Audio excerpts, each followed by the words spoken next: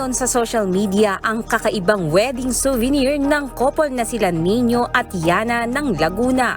Sa halip kasi ng mga nakagawi ang wedding souvenirs, gaya ng mga pang-display, kakaiba at praktikal ang kanilang inihanda para sa mga bisita. Makukulay at fresh na mga gulay.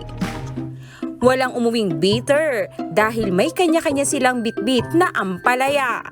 Panalong-panalo dahil kumpleto ang panggisa, may bawang na may sibuyas pa. At magiging magalang daw ang mga anak na uuwian ng mga nanay at tita na mga upo nila. Hahaba ang buhay dahil gaya ng kanilang mga sitaw.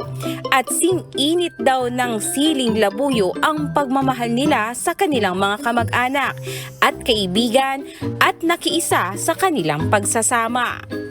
Enjoy ang kanilang mga bisita sa pagkuha ng mga libreng gulay na pa-souvenir ng bagong mag-asawa. At para lahat makakuha, may nakalagay na noti sa mga gulay kung tig-ilan lang ang pwedeng kunin.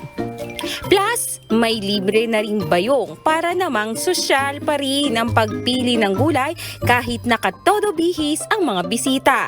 Kwento ni Nino, nasa 3 hanggang 5 buwan ang ginawa niyang paghahanda para sa mga itinanim na gulay sa kanilang farm para sakto ang anihan sa araw ng kanilang kasal. Normal na yung pang-giveaways dun sa mga guest na alam po natin kadalasan yung mga pang-display. So para maiba naman, saka gusto kasi namin na maalala nila yes, sa papakinabangan nila. Mapakinabangan talaga ng mga bisita po namin kasi ang talagang invite po namin doon malalapit po talaga sa amin. So gusto namin mapakinabangan nila. So hanggang sa naisip po namin yon na yung gulay. Ayon pa kay Nino, inspirasyon nilang mag-asawa sa konseptong ito na tinawag nilang Love Store, ang ginagawang free store ng Members Church of God International o MCGI.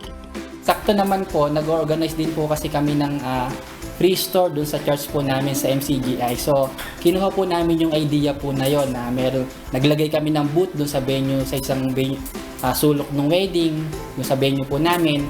Then, nilagay po namin yung mga gulay parang talipapa style.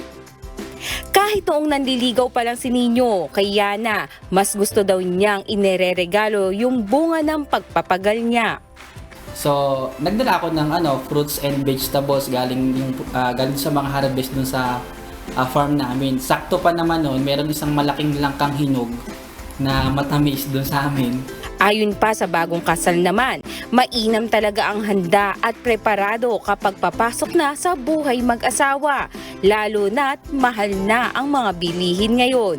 Hindi rin nila kailangan na ang lagi mong ibibigay ay dapat bilhin, kundi maaari din mula sa iyong mga pananim. Advice ko po sa mga papasok sa relasyon, maganda po talaga yung sa umpisa pa lang prepared kayo kung ano yung gagawin ninyo. Kasi kami po, pumasok kami sa relasyon, alam na po namin na kung loloobin ng Diyos, talagang serious kami, kung anong kalooban niya, doon na kami humantong talaga sa pagpapakasal. Tapos, kailangan yung ating mga kasama sa buhay, masipag, madiskarte.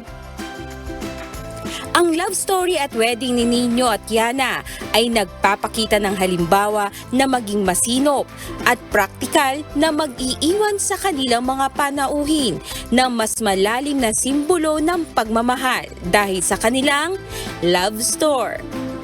Jenica Cruz, UNTV News and Rescue. Diyos ang aming sandigan, serbisyo publiko ang aming pinahahalagahan.